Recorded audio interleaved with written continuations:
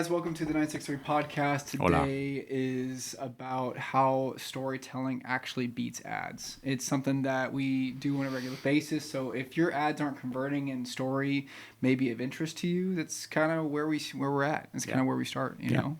So I know that when people run ads, AI is getting crazy with like the things you could do, but why do you think it's so important for people to focus on their own truth and who they are, right? Well, I think it starts with telling your story. If you get your story out, people start to connect with you. They know who you are. They know what your values are, and I mean that's what makes a customer. That's what makes a friend. That's what makes your business thrive. If you can get your message out there, people don't necessarily care so much about your product as they do you. The product's going to come after they know you. And like I think that if they know you more, they're gonna trust you more. Yeah. I don't think that I've ever bought a product that wasn't super salesy, right? At the very beginning, kind of sleazy. I was like, oh, this is so cool. Like in the moment, I just got hit and I was like, done. Yeah. Right. Yeah. But I think every product that I ever have bought or wanted to buy with intentionality and purpose and felt valued to that product is that they knew me and Yeah. I knew them, right? A valuable product. Yeah, a valuable product. If it's something you're seeing on social media and it's going to be a quick Amazon buy, one time buy, click here. Yeah. It's like that's something different than actually trying to get your business out there or trying to get a service out there. Well, I think that if you're trying to get a service and a business out there, you've got to be able to relate to people, especially if you have high ticket, right? If you have high ticket or anything like that, it's going to be difficult. I've seen a lot of times when people try to sell a service like they're selling a product, and that's not what needs to happen. If you're going to sell your service like you're selling a product, you're going to fail every time. You've got to relationship build with your clientele. You've got to be able to be you've got to be more relatable to those individuals, because whether it be like an AC company and your AC's out, or like construction, demolition, whatever it may be, higher ticket in general, you're got to find a way that people really relate to you so that they feel comfortable with you coming in their home. Yeah. Right. Business to residential, it's really big there. I think also it matters so much more in corporate America as well. Because we're not looking at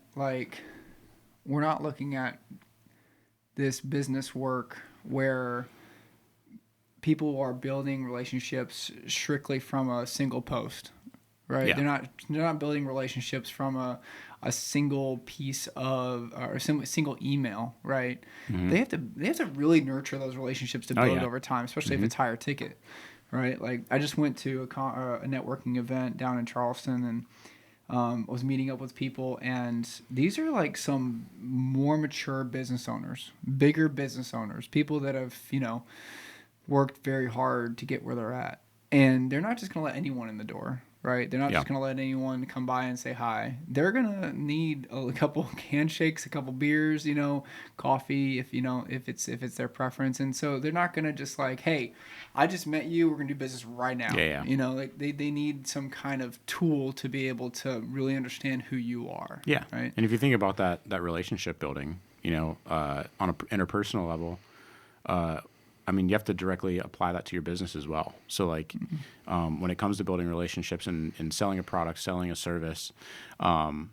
you have to think of that interpersonal relationship as you build with a friend, as you are with building a client. And if you can do that, if you win over that person, you just won a client for life. That's exactly what it is. Yeah. You're not going. I love that. Got me chills. It's winning the person over as a friend. Yep. It's not winning them over just as a client and dumping them off the side of the street.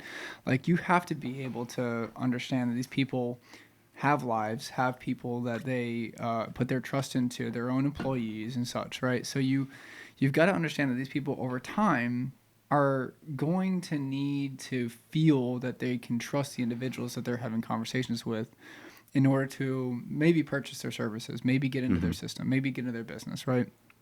And that's it. I love that line. That line was incredible. It was nuts. So tell me about if you see an ad that's AI, right? Like what is the first thing that comes to mind when you see something like that? Strictly AI, just no sense of filmmaking at all. Just AI. I think it depends. So you can do AI in a smart way, where like the gorilla videos or the Right. Bigfoot. Right. Yeah. Like those are Yeah. killer. Yeah. Those are incredible. If you've They're never hilarious. seen it before, Yeah. they're They're hilarious. something else. Yeah. It's like a full series, Right. right? But it's not really promoting anything in a way. It's just sort of like for a comedic, like fun kind of stuff. Pure AI for like a business or a service, you're not getting any interpersonal Right. relationship building there. Right. So from a comedic standpoint, or like just like a fun, entertainment, AI is great.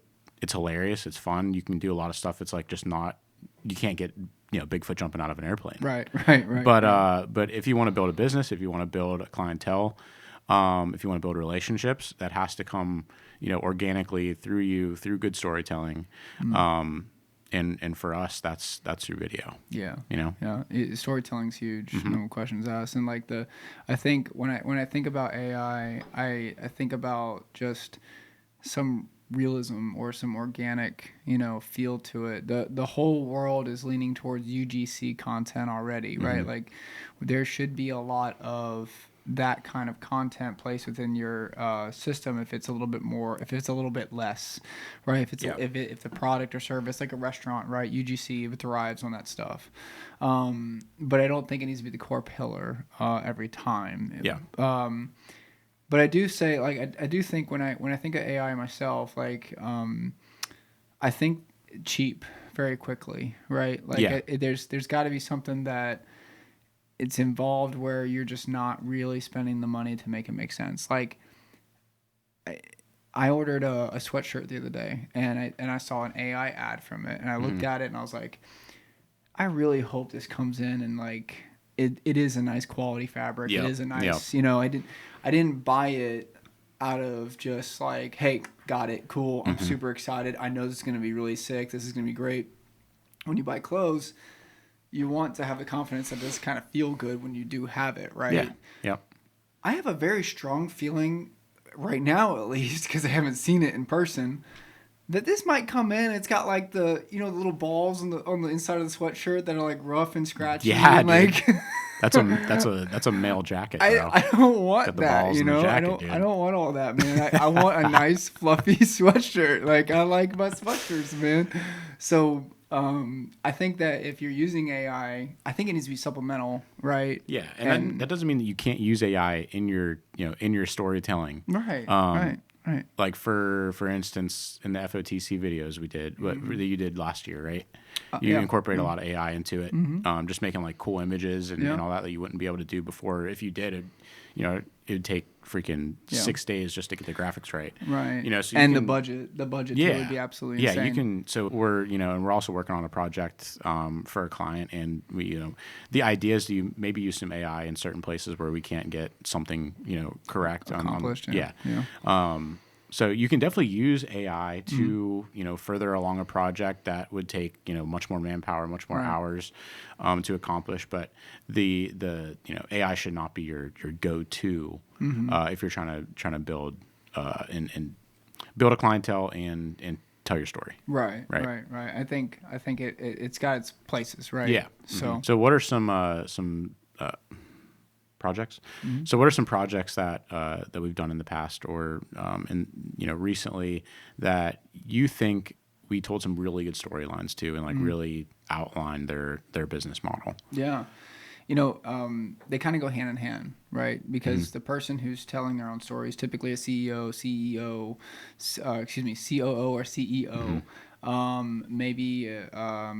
maybe a treasurer within the company, stuff like that. People who are a little bit more higher up on the totem pole, so to speak, for that. And the business reflects those individuals so much so because they're the ones obviously creating the systems and processes to make it run smooth, right? So it's really neat to be able to see like their mindset shift and do the thing and talk it out at the same time.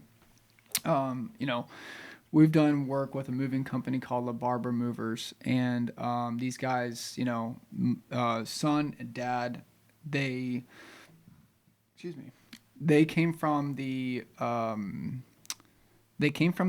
real estate world, and they created a moving company after they kind of got successful in real estate. Okay. And the reason that they did that was because they just saw that it was like a perfect, mash, Yeah. right? And for us, for 963, same deal. We're kind of like moving into adding more services to video production just because we feel like it's a good mix. But to speak on Max and his dad, these guys have so much understanding of the process for someone when they actually move through the house, right? Yep. They took the experience that they had, the authority that they had from the real estate side to be able to make it even easier for their clients to be able to know what ways and what works for them, right? Yeah. They're setting themselves apart by, having their own pods that they can keep and they can warehouse themselves, right? Or they have certain things that they can offer because they've dealt so much, not just with clients, but just with the process. People need certain things in order to be able to make sure that their moving in, moving out process is super smooth when they buy a new home. Yeah. So Max and his dad have come up with ways that are kind of unlike a lot of other moving companies to be able to help service their people. And I see that with every company we work with. It's got little nuances, which is so neat. But they take their authority from their back end, from where they came from, to be able to showcase why their business is super important. Yeah, I don't think. Sorry. Go ahead. No, go ahead. No, I was just gonna say it's super cool to see companies that have never done any kind of like video work before to tell their story and get their name out there. They do one video and then they're like, they see what happened. They're like, whoa, this is cool. And then their brain starts going like, how can I get creative with this to tell my story in a cool way, a funny way, a deeper way. And then, after that, like second or third, other projects that we do with them, that's when you start getting creative. That's when you start getting fun. And we just have like really good time with clients like that. You know? I think when people think about telling story, it's like, okay, you can only do it so much. All right, you can only go so far and so deep. That's part of it. Yeah, there's other people that can help you tell that, like testimonials and things like that. But once you get to a point of having all that foundation laid out, then you can go into things like a little bit more fun campaigns and spend the money where you need to. Right? Yeah, absolutely. Because like for our company, we're not here creating content for the sake of just one or two things. Yeah. We want to multi-purpose this for a very long time. So we allow our clients to have first pass selects and the color content to be able to play with on social media because I want them to be able to dive deeper into more things and better things, right? More content, better content so that they can essentially do better work for their own company and have that gap and void filled. Social's great, get it done, make sure it's done right, and do it for the right reasons. But you need to have some kind of baseline before you can go do all the fun stuff. Yeah, right? and that's the best thing about what we do is we want to coach those companies and those people to know how to use that content. So we're not just handing them a hard drive and then they're throwing it in their garage and just never using it. That's the worst thing you can do whenever you get something like this done because you just have in that little hard drive is your story. That right there is your clientele, your history, and it could be one of the most important tools you have is sitting in that hard drive. Right. And if you just throw it on a shelf and don't use it, I mean that's like the opposite of what we want. It's opposite of productivity. Yep. So if it's not going to be your product or your service that's the issue, that's not selling, it's your story. You need to be able to tell that so people can convert, people can become clients, and people can enjoy working with you because they're not only buying a product or a service, they're buying into you, they're investing into you because they believe in what you do. If you are struggling with that or don't know a direction to be able to move into that, visit the site, check us out at 963filmgroup.com. Go ahead and grab a coffee or a Red Bull or a beer. A water. We're healthy people. Yeah. We're healthy people. Or a whiskey. Or whiskey's good too. Yeah. I like old-fashioned. Old-fashioned. Yeah.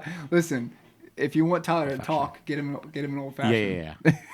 That's when I wake up, That's great. We should have like healthy drinks and then like they just pull out the old fashions like in the middle Yeah, of the like episode. underneath. But we need to do it without them knowing. Just completely just and then just keep talking, right? That's great. Let us know if you guys have any questions about telling your story. We'd love to be able to help, and we'd love to be able to audit, help you guys try to figure out these assets that can kind of move you forward through the sales process and make that sales process smaller and shorter for you guys. So let me know. Again, my name's Kyle. This is Tyler. I'm Tyler. This is 963. Hope you guys have a great day. Do us.